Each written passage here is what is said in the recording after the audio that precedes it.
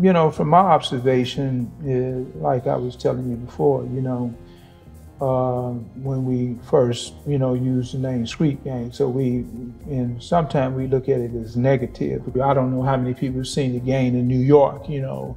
You remember the Reagan Coats, and all of them, you know, at some point evolved into politics. Nobody just sitting around thinking about just standing still. At some point you get a vision and you ask yourself, how can I do better? And you also ask yourself, who am I? So hear what I say, for it is the truth you see. There can only be one, the original. OG, two letters that define respect. Welcome to the original OGs. I created the original OGs to document the forgotten parts of American history. I want to recognize and give a voice to the men and women that have climbed to the top of their game. Believe me, the men and women that sit in front of this marquee have been authenticated as original OGs. My name is Mr. Rick. Welcome to my world, a world of the originals, the unique. Welcome to the original OGs.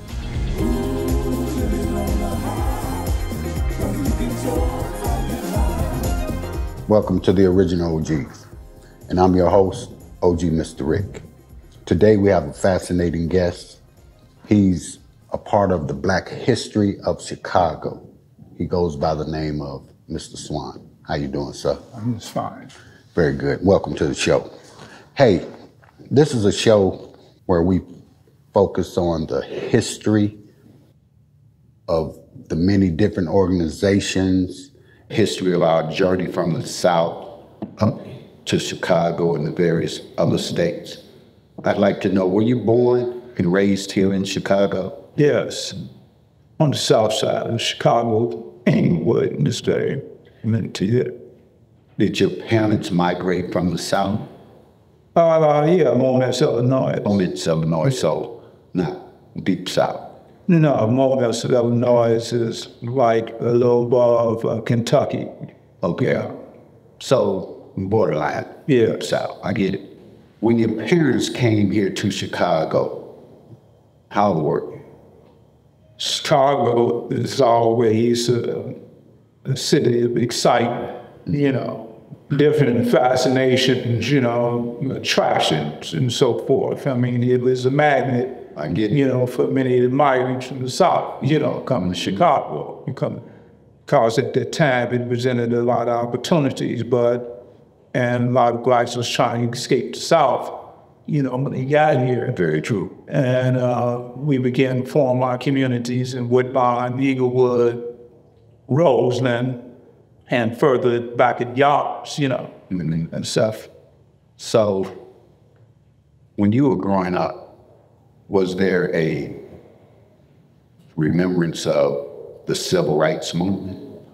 Of course, you know, I mean, the King came to Chicago more than one time, you know, trying to break the iron barrier of segregation, you know, and we was fighting for housing, you know, not because we wanted to move among people, because we thought less of ourselves. We just need space, you know. I get it. And we struggled for that, you know, and opportunities that was denied us, you know. And like all experience in other urban areas, whether it's Cleveland, New York, by Vestas, and New Jersey, it was pretty much the same, you know. So, in the journey of trying to create space, or Black people trying to create a space for themselves, the civil rights movement is going on, there was a lot of powerful organizations in Chicago. You know, you had Noble Drew Ali, Morris Hines Temple of America, Nation of Islam, a bunch of powerful churches.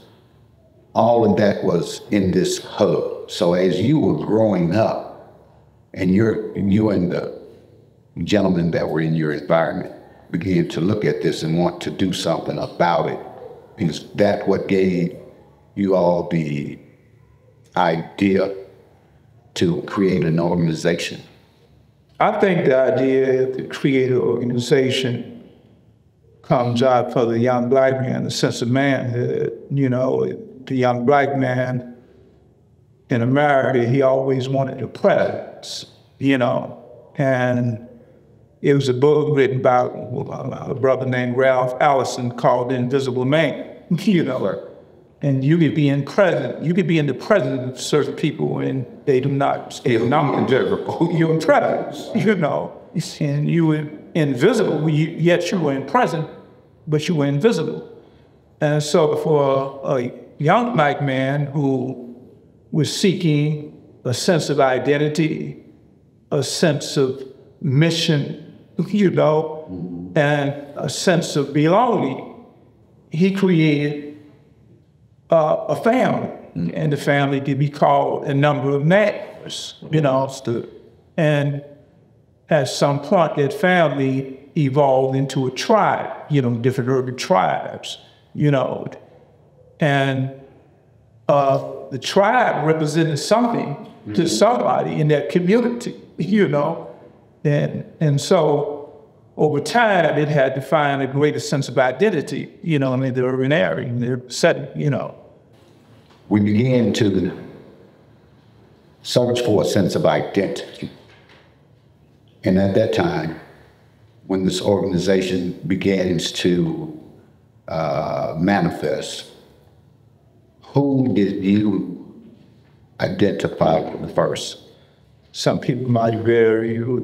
My contemporaries, you know, like I just elaborated to you about the sense of identity and presence, you know. In Inglewood, New York, I don't know much about those cities, but I haven't traveled. But, you know, when something is happening in one city, it could be happening in another city, you know, and you travel there and you find out that they have their legends. Very and true. we have our legends, you know. Very true. And so it's very interesting, you know, how an individual could start something. That's what I thought. And then the name, and it could persist in the time, you know, over time. You know, if you say, man, you know, this brother started this in a basement on 65th and Eggleston, you know, and it's, over the years, it still has been able to perpetuate itself. It has changed, you know. Get it. And so that's amazing. Even though I've changed, I wasn't the same person I was when I became a part of that, you know, organization, you know. I get it. But briefly, you know, for the sake of this podcast, I'm gonna give you my perspective, you know, and I don't want to dwell on it very longly. You know, it was a brother told me, we used to go to school together named Charlie Atkins, you know. He'd say, man, you come to me one day, you know, we all, more or less, we had come out of reform school for stealing a cupcake or whatever, you know, tired. You know, penalty could be hard for some of those things. Yeah, like you stole a horse. Yeah, nevertheless. He said, we're gonna have an organization, man. We're gonna have a meeting, and we're gonna meet, you know, and he was a dear friend of mine, you know, saying, yeah, I want you to come, you know. So I said, okay, you know, because everybody was all over all parts of Inglewood, you know, and stuff. So when I, you know, go to this basement, I said, yeah, man, say, this is Bobby Laverne, you know, handsome guy, built, you know, and spoke very powerful and articulate, you know. I said, let me see how this thing gonna go, you know, because there ain't nothing about it. Now the basement, it probably couldn't accommodate no more than like about 150 people. Okay. But at the time we get into the basement, there's about 500 people crowded up in there, you know, like sardines, you know. Right. I said, man, you know. What's really going on? Yeah. I said, man, I said, this is magic. If a brother in the neighborhood could rally 500 brothers, you know, right, soldiers, you know, they was there, you know. Wow. I was like, I'm sitting there looking, like, he got up and he started speaking, you know, and I'm looking at him and stuff, you know, and he's speaking, and brothers, they got this obedient attention, you know, like the Shaka Zulu or something, you right, know. And that was my image, you know, disciple, and they call this of devil's disciples, you know. And did they? It was some other, you know, other organizations, you know, like Gonzados and the Ravens, you know, periphery to that, but they was the central, you know, and that was the beginning. Question.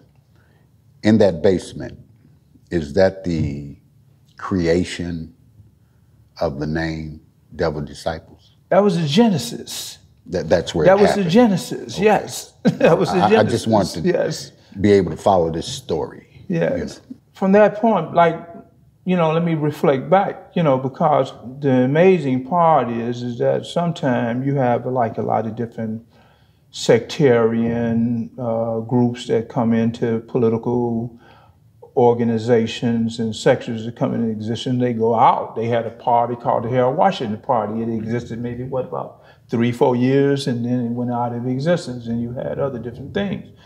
And so that name, you know, it was able to prevail over time. And over time, it started transforming to mean different things, you know. And in my perspective, what I would like to say, since we talking about OG, you know, my concept of OG is old guardians. Okay. Okay, old guardians, because Very good. old guardians can tell the truth. They can tell the story, how the story unraveled. And so that's what OG is to me. I can Old identify guardians, with that. you know. Yes, So sir. it could be a guardian at the gate, a guardian of the sheep, you know, a good shepherd, a guardian. It's an individual who have spoke with the people who we consider legend, you know, who have broke bread with those people, who have seen events and incidents that we consider historical, you know. And so most of the time, if you want to account of something, if I was a Christian, I would probably refer to someone who had an authority in Christianity. Pretty much. You know, I would probably want firsthand information if I could get it. And so in Christendom, you would want to consult Luke, Matthew, and Mark, you know, because all three of them have the same story. But if you got three people and all of them have a different story, a different account, then I don't think the story would be reliable. Understood. Okay, and so that's why I say OG, he's a guardian. He's a guardian of the truth. I get it. I'm saying the original truth. No, you know. I get it and I respect it. If he's anything less, you know, then he's a So- fallen angel. Now, you gentlemen decide that you're going to create this organization. What was the purpose? Well, that's a good question, see, because I think when any of organizations originates in the community, especially young men, I think that at some point they begin to evolve. They probably don't have a very clear definition what objective they are seeking. I think over time, I think they begin to redefine themselves. They start growing, you know, evolving. You know, just for example, you know, you have brothers, you know, who call themselves Blackstone Rangers, and then they begin to evolve, and then they call themselves Black Peace Stones. And then they evolved again, and they called themselves Arukans. They were evolving, and then they finding a better definition of who they were, you know. And so initially, I think, you know, most of us, we feel that we have a mission, you know, and that we have a purpose. And one of the things that we do know that we want to control our communities for the good. Sometimes we might not behave that way all the time because some people start getting it wrong. You know, Understood. they think that is some other choice that we have made other than righteousness. You Understood. know, and the reason I say that because, you know, in the society that we live in today, if you as a sister was walking down the street late at night, and she could look up the streets and she'd say, oh, there's 3 stones standing out there. Oh, I'm good, you know. Right. Ain't that gonna happen there? Oh, there's 3 disciples standing out there. I'm good. Ain't nobody gonna beat up by the 3 disciples standing out there. At that time, you understand, because that's who the disciples were. You know, they were guardians of their community. Understood. You understand? Totally understood. Yes. We at the beginning of developing this organization, Now, where does King David play a part? Where does he enter? Very powerful personality, you know, was able to command obedience, you know, order. When I was growing up, you had certain guys in the neighborhoods, you know, they like, I ain't listening to nobody. Ain't nobody gonna tell me nothing, Right. you know, and I'm gonna do what I want to do, you know. So David had the power to command rebellious spirits, you know. Yeah. And that's what made him King David, Right. you know. Change your way of thinking. Okay, it's King David, okay, you know. And so you remember that, you know. And I think that he was in a state of, you know, becoming better before he died. And I think before his premature death, I think he was becoming a better person. My memory of him is that we didn't always agree. You know, we had some disagreements, you know, some friction sometime, but the love was never lost. Right. You know, we seen each other in private. We embraced one another. Was he at that meeting? No, he wasn't there. Okay. No, he wasn't there, you know, but his presence was there, though, you know, because everybody, you know, remembered him and they saved the place for him, but he was not there. Okay. You know. Once you get this platform set, you go out in the community to do what? To go out into community, street soldiers, those who wanted to control our environment, trying to find our way to be better, you know, trying to protect the community, also participating with Martin Luther King in the marches through Chicago, through racist areas to desegregate Chicago. They were there. Disciples was there. Stones was there. Vice Lords was there. They participated. You know, they cooperated with King. They listened to King. You know, a martyr. You know, but they were there. We were there. Right. Beautiful. So the intent of creating these different organizations, the intent was to support the bigger cause to be able to bring equality to the community. Of course. Okay. Yeah, because man is naturally good. These different organizations, the idea was to support the civil rights movement. Yeah, that would be a primary function because we understood discrimination from a very early point. We had to fight to participate in certain parks, you know, cross over certain dividing lines for opportunities and stuff. And a lot of us was chased over the track, you know. I mean, it wasn't, it's like we had to fight for what we, what we got. So the gangs was, you know, they were not necessarily, you know, just invented.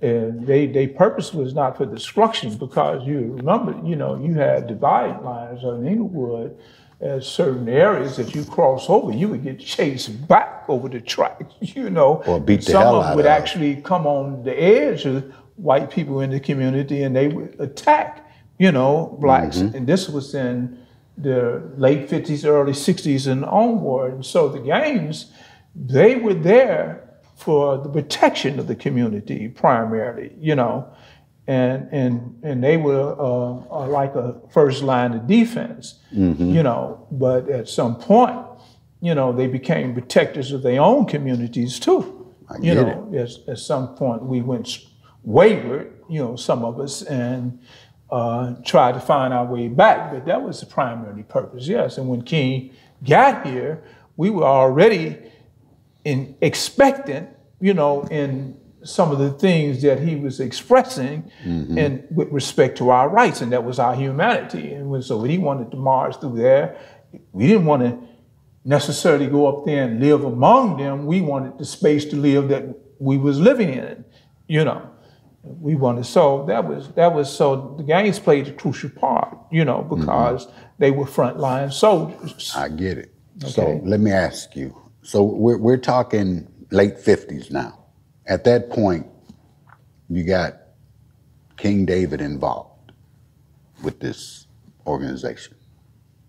When does Mr. Hoover come into play? It was these brothers called themselves the Supreme Gangsters. They was on this side of Halstead. The Devil's Disciples at that time, that's what we would call, was on the other side of Halstead. The Devil's Disciples was a much larger organization, and no disrespect to No, gangsters, but they were a much larger, much powerful organization, and they were interested in expanding. It's always the mentality of an organizer to unify more people. The more people you have, the more influence and the more political power you have. And True. so I think that was, even if it was not conscious, but that was saying to unify. And these two organizations, they were going at it, back and forth, And at some point, the other organization decided that they wanted to merge. They thought that it would be beneficial to merge, or it'd be mutually beneficial to merge. Mm-hmm. But it was a compromise, because Black was dropped, and Black Disciple and Supreme was dropped from the gangster. And so they became Gangster Disciples. That was a compromise, for the merge. I thought it was like a kind of step back, and because, I think that whenever you try to redefine yourself and say, no, we're not gangsters, Mm-hmm. we have grown. At that point, maybe someone else have a better ability to define who you are, Maybe it's needed at that point. Yes, to define who you are. And so sometimes we always find ourselves struggling to tell people who we are and try to tell our story and other people tell our story. But that's how that merge came about, Did you have a personal relationship with King David or Mr. Hoover? Yeah, both of them was personal friends. And I just remember one particular time, somebody was told me, say, well, man, people talking about Swan. These people talking about Swan, it's Swan, Says, oh man, Swan cool. Swan ain't all that, like they saying, And I was like thinking like it was some kind of jealousy, that when From they got people. back to me, But, whenever you in a circle, all your friends, whoever it is never going to be a complete circle. Everybody ain't gonna ever agree on, True. Different things and stuff like that. So I was like, I just took it in strides, and stuff like that. So You never felt any distrust with King David? no, never, never. I had the ultimate respect for him. It doesn't mean that I agreed with him completely in everything, because That's natural. yeah, you see eye to eye on some things, So now the two organizations come together. Mr. Hoover comes in. You develop a relationship with Mr. Hoover. I just run into Larry a few times here and there, Okay. Last time I seen him when we was on the street, we was at the Green Bunny. Okay. There used to be a place on Green Bunny I think it was on 77 and Halstead, where the police station is at right there, and we bumped into each other. And that was the last time prior to the other time that I had seen him. And we were standing out there talking. He was coming in with an entourage, and I was leaving out with an entourage, Now, how old were the two of you at this time? Early 20s. Very Okay, early 20s, okay. And we sit, and I was always kind of impressed how he dressed, Okay. because, I was, kind of fascinated in how certain people could stand out and how they dress. And, You're a pretty sharp guy yourself. Yeah, and he had that ability, to take clothes and the things that he wore And make them speak. and to make itself outstanding. Yeah. And so we was talking out there outside, and he was with, like I said, his entourage. I can't even remember his name. We said we stood there for about 5 minutes. He was going in and I was leaving out. And that was the last time I seen him on the streets, you know. And the next time you saw him? It was at another place, you know, at another time. In prison? Behind the walls, yes. I get it. So how does your relationship develop in prison? I've been in prison several times, so. Yeah, well, we have an excellent relationship. You know, I can't never remember him saying anything negative about me, and I never said anything negative about him. You know. Did you all walk the yard together and talk about the future of where this organization? Many times, yes, yes. What was that like? What would that conversation be like?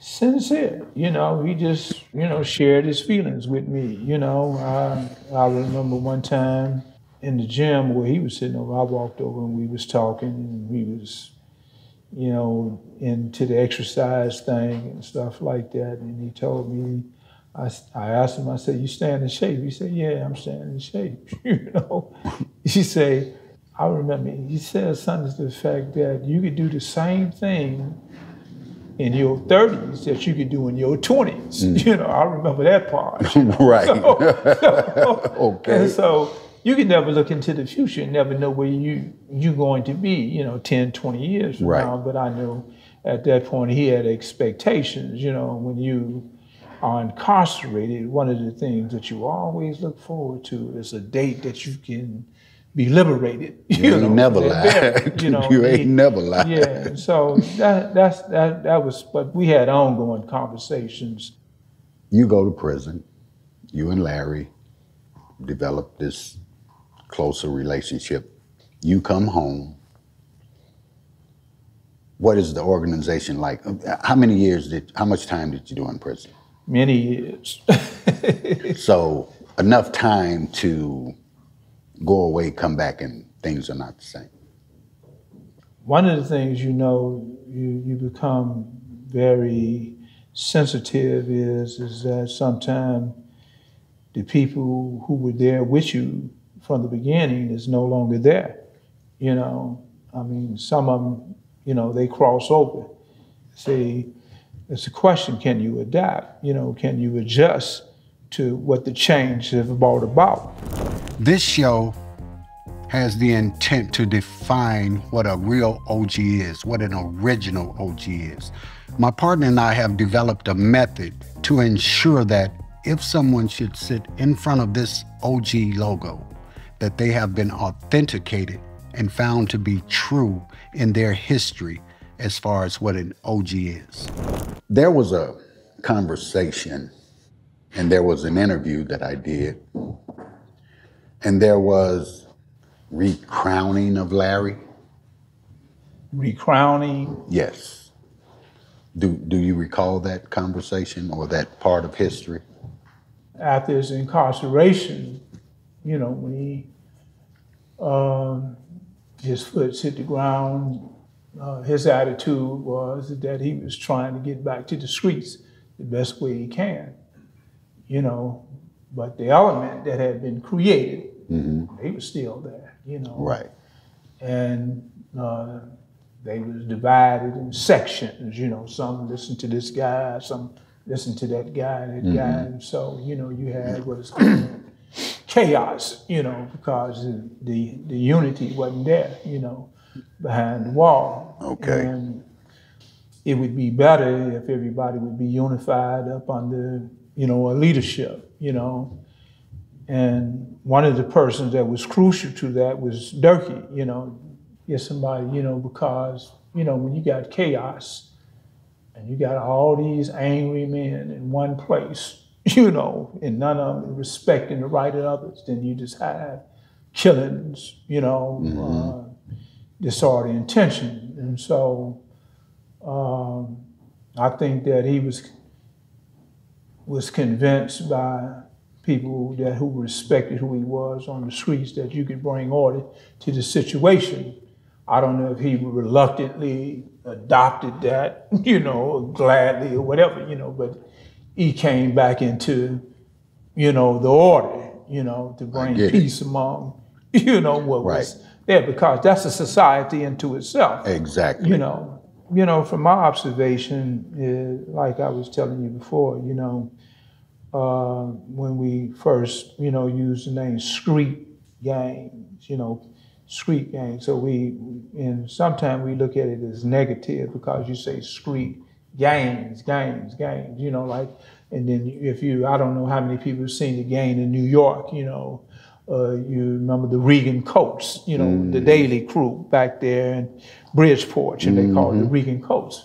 And all of them, you know, at some point evolved into politics, and they began to manipulate the orchestructure of City Hall, you know. So if you go back, you know, nobody just sitting around thinking about just standing still. At some point you get a vision and you ask yourself, how can I do better? And you also ask yourself, who am I? But the intent is that they wanted to influence the politics in their community, bring about a change. If a member of an organization and I could go home and tell 3 sisters, 2 brothers to vote this way, and every one of them, this is 5,000 of us, and that means we got, like 25,000 votes, you know, and so that becomes a threat. But 21st century vote, yes, that was something that came out of the vision of what initially began, you know, as what was called disciples. I get it. Can you recall when Jeg or Hoover had the, COINTELPRO, counterintelligence program? A part of that program where he made statements that he was looking for a particular individual and referred to him as a Black Messiah. So he began to kill Black leaders. You know, because, I mean, whenever you have the people who feel conflicted and who feel persecuted, they will look for someone who can give them the direction and the meaning and the courage that's required to change their situation. So a Black Messiah would not be someone that would just drop from the sky. You know? Hello? Okay. That's an excellent way of putting it. A Black Messiah could be anyone who can garner the loyalty, the confidence, the security, and the sense of justice from people. That is a Black Messiah, you know. I get it. Whether he is a successful Black Messiah or a failed Black Messiah, that's how he would be perceived. Because, you know, it's not many people who can generate the loyalty, the confidence, you know, right, and the sense of security of people. And you would be perceived that way, you know, regardless of what your background is, where you came from, because a Black Messiah is someone who gives the people the light. He ain't gonna fall out the sky. Exactly. You understand what I'm saying? Yes. No, he has to come grassroots from the people. Here in Chicago, 2 of the major players in organizations that they labeled as gangs. I never call them gangs because I respect the origin of it. One was a 5-pointed star, and one carries a 6-pointed star. Can you give me some insight on as to why you think one adopted the 5-pointed star and the other adopted the 6-pointed star? How I think that, you know, the star, it's a light, you know, and, you know, many nations, when they create their flag, a lot of them have a star, and the star represents different things, you know. Very true. Were you incarcerated during the Pontiac 17? Yeah, but I wasn't in Pontiac, though. I understand. I think that in penitentiaries, I think there's always an undercurrent of anger and tension. and sometimes that tension finds its way to surface, you know. Water erupts. seeks its own Yeah. level. Yeah. And after that, it takes on its own life. Exactly. And it spins in the way that it spins, you know, and it becomes a rebellion, you know, for whatever reason. But I think that there's always a lot of different elements that's playing a part, that the tension is there all the time. And what sparked it might just be the tip of what other tensions that's underneath is running, you know, and then it manifests itself. Right. And it takes place. Yeah, One represented this. You can kind of liken it to a plantation rebellion, you know what I mean?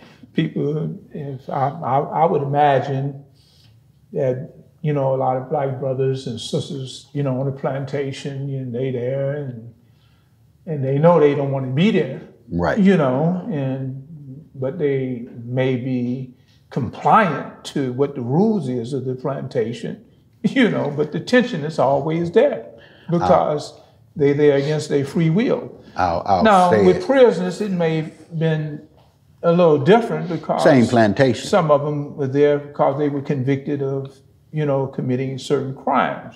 And the plantation, only crime that they committed was the color of their skin. You know, but I'm trying to give you, you know, I get kind of lightness of how for me it's the same plantation can occur, because when someone rebels against a powerful enemy, you know, someone that can ultimately suppress him and brutalize him, it takes a lot of courage, you know, and so whatever was going on, you know, during that period, you know, overcrowding, bad food, disrespect, you know, other different things that was going on in a person's mind. It was a rebellion, you know, and it was likened to a plantation. I want to bring up a couple of people that can verify your conversation, because they saw what you saw through their eyes. Mm-hmm. And I think they agree with you. Mm-hmm. You know, it's not for me to agree. It's not for me to take place. I just extract the information and present it. So I'd like to have Brother Cliff to come up, if you don't mind, and Mr. Don Dirk. Mm-hmm. You've taken me on a beautiful journey. Cliff was present at the beginning of that journey, as well as yourself. Then there came in a part of this journey, and Mr. Dirk was very vital at that point. I think the three of you agree with your history, which is our history. We have two very important people here in our history that, if I'm correct, you're saying to the audience that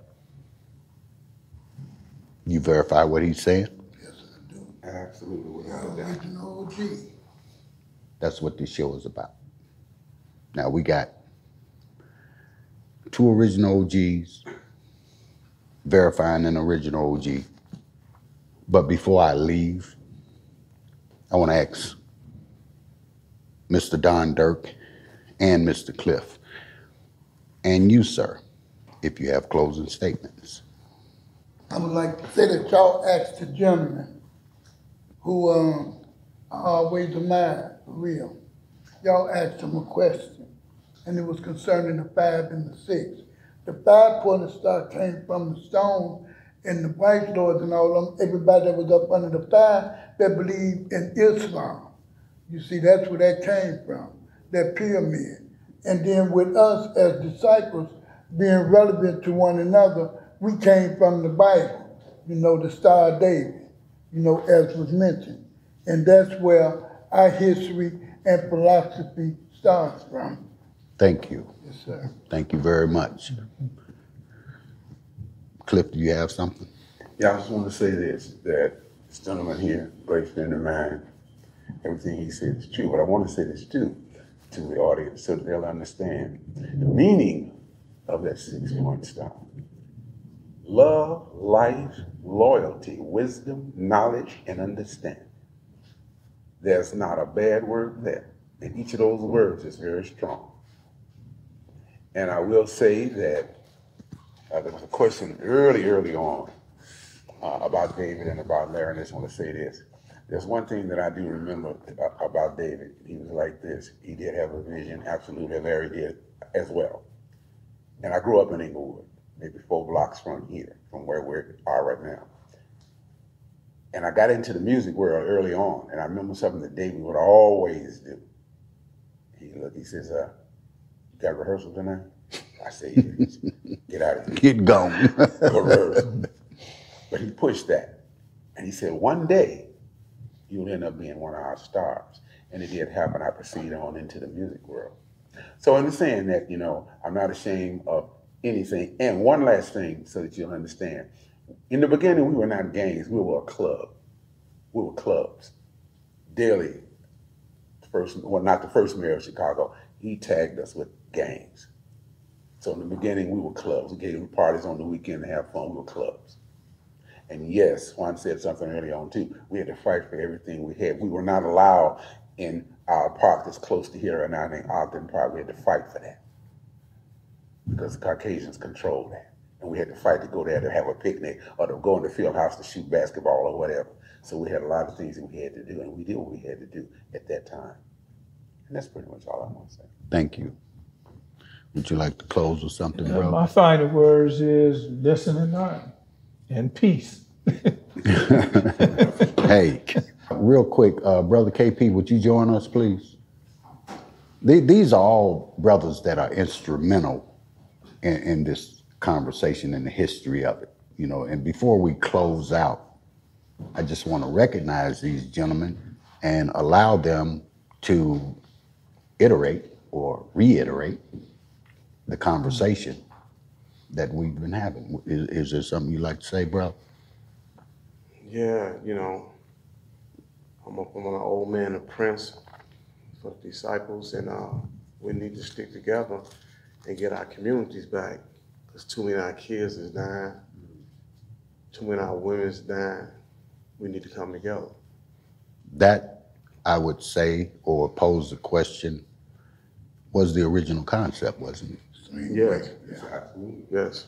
There it is. So I think we've covered a lot of ground. I think this conversation has been very instrumental, very historical. We'll go further into depth somewhere in the future, but as of for now, brother, I thought the conversation was excellent. I really did. Thank you. Thank you.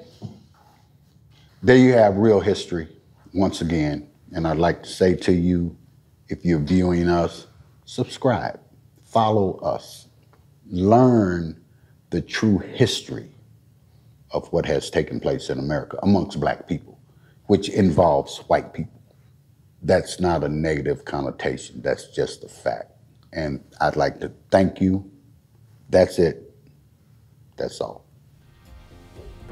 We have created this show so that men and women alike can come forward and tell their truth. If you have people that you believe to be an OG, go into the comment section, write us, let us know where to find the history so that we can authenticate it, bring them on the show, tell their story so that we can add to the American history. That's it. That's all. The original OG.